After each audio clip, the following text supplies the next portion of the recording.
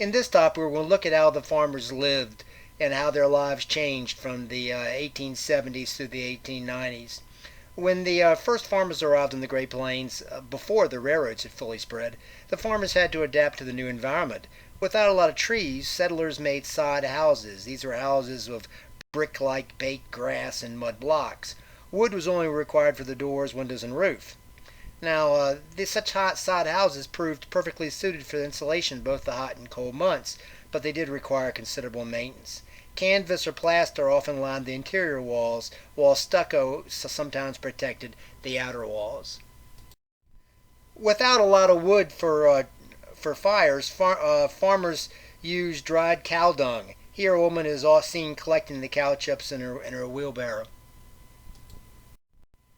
Life on the plains was never easy for the farmer. A blizzard that hit Nebraska and the Dakotas in 1888, for example, brought temperatures down to 36 degrees below freezing with 56-mile-an-hour winds. The storm stranded a number of school children and killed their parents who ventured out trying to get them.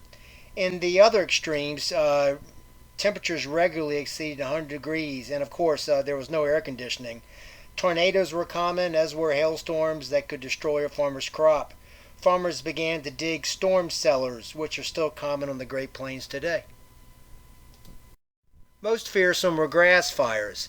The tall grasses were frequently dry, and hit by lightning they could ignite in a fire that would spread as fast as the wind could blow, often overtaking farmers trying to flee.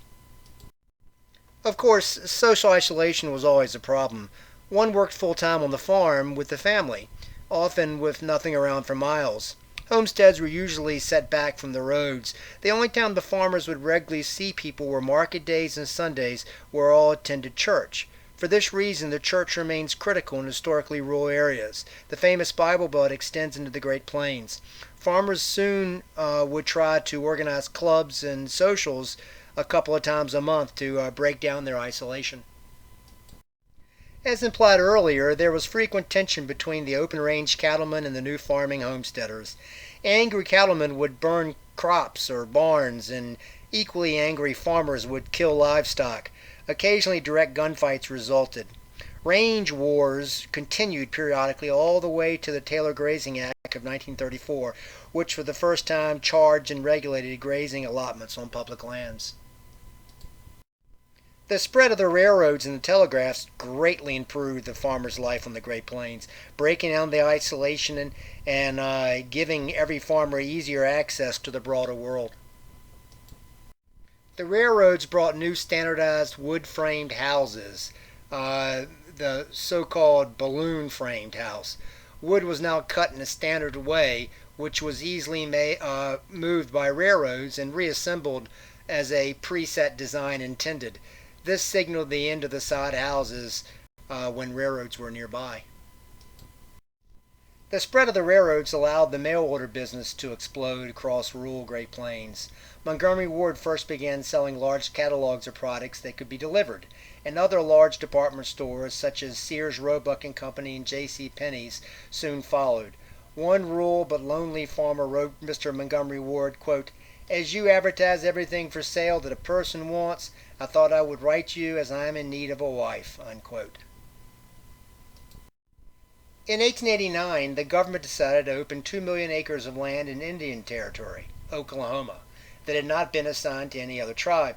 This, quote, Oklahoma district was opened to the Homestead Act on April 22, 1889, and the so-called land rush resulted. Approximately 50,000 people lined up for the so-called run. Many left early and became known as the Sooners. Within weeks, new towns had been suddenly established. Guthrie, with a population of 15,000, and Oklahoma City, whose populations quickly exceeded 100,000. Later, in 1893, the government held other runs for other parts of Oklahoma.